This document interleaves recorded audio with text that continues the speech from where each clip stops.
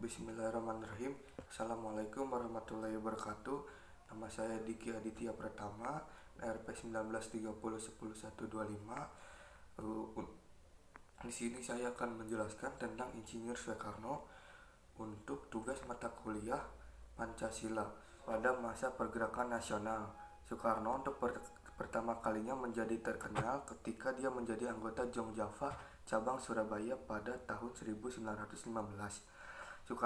Bagi Soekarno, sifat organisasi tersebut yang Jawa sentris dan hanya memikirkan kebudayaannya saja merupakan tantangan tersendiri baginya.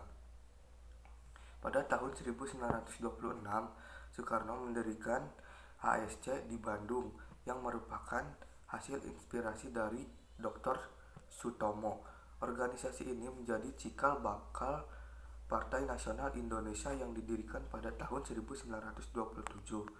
Aktivitas Soekarno di Partai Nasional Indonesia ini menyebabkan ditangkap Belanda pada tanggal 29 Desember 1929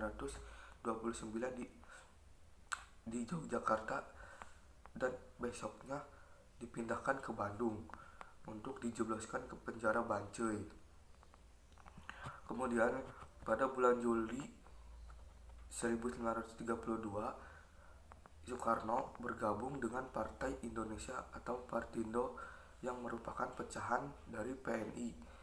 Soekarno kembali ditangkap pada bulan Agustus 1933 dan diasingkan ke Flores. Di sini Soekarno hampir dilupakan oleh tokoh-tokoh nasional, namun semangatnya tetap membara seperti tersirat dalam setiap suratnya kepada seorang guru Persatuan Islam yang bernama Ahmad Hasan. Pada 1938 hingga tahun 1942, Soekarno diasingkan ke Provinsi Bengkulu. Ia baru kembali bebas pada masa penjajahan Jepang pada tahun 1942. Pada awal masa penjajahan Jepang 1942 sampai 1945, pemerintahan Jepang sempat tidak memerhatikan tokoh-tokoh pergerakan Indonesia, terutama untuk mengamankan. Namun akhirnya pemerintahan Jepang memperhatikan dan sekaligus memanfaatkan tokoh-tokoh organisasi dan lembaga-lembaga seperti Jawa Hokokai, Pusat Tenaga Rakyat, BPUPKI, PPKI, dan tokoh-tokoh seperti Soekarno, Muhammad Hatta, Ki Hajar Dewantara, Kiai Haji Mansur, dan lain-lain. Kemudian Presiden Soekarno sendiri saat pidato pembukaan menjelang pembacaan teks proklamasi kemerdekaan mengatakan bahwa meski sebenarnya kita bekerja sama dengan Jepang, sebenarnya kita percaya dan yakin serta mengandalkan kekuatan sendiri.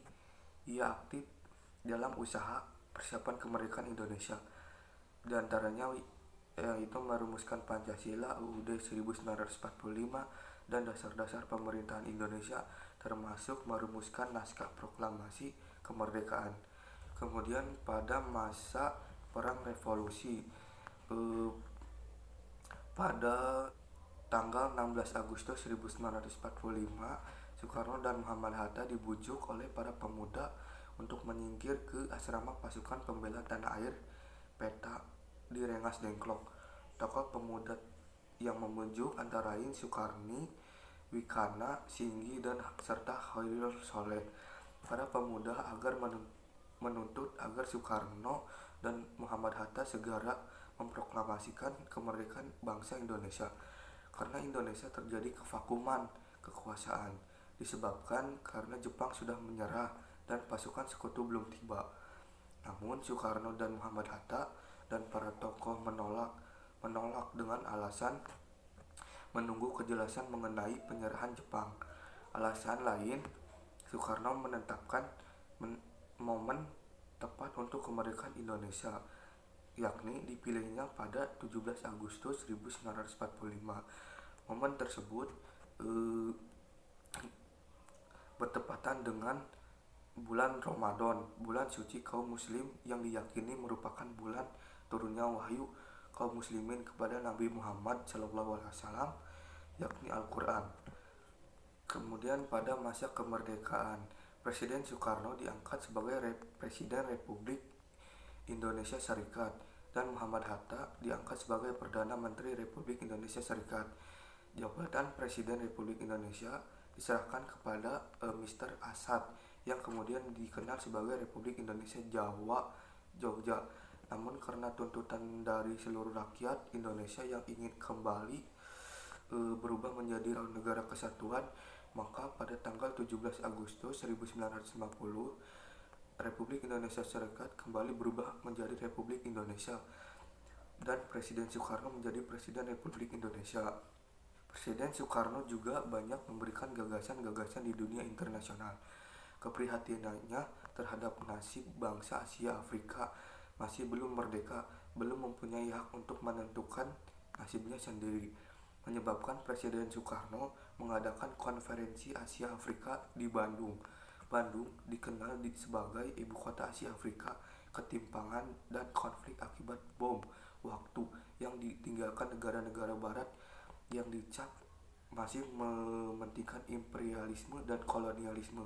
Ketimpangan dan kekhawatirannya akan munculnya perang nuklir yang mengubah peradaban, ketidakadilan badan-badan dunia internasional dalam penyelesaian konflik juga menjadi perhatiannya. Kemudian pada masa mara bahaya yang pertama, granat Cikini. Pada 30 November 1957, Presiden Soekarno datang ke perguruan Cikini, tempat bersekolah putra-putrinya dalam rangka perayaan ulang tahun ke-15. Granat tiba-tiba meledak di tengah pesta penyambutan presiden. 9 orang tewas, 100 orang terluka. Kemudian penembakan Istana Presiden. Pada 9 Maret 1960, tepat siang bolong, Istana Presiden dihentakkan oleh ledakan yang berasal dari tembakan Cannon 23 mm pesawat yang dipiloti Daniel Maukhar. Mungkin cukup sekian dari saya, kurang lebihnya mohon maaf.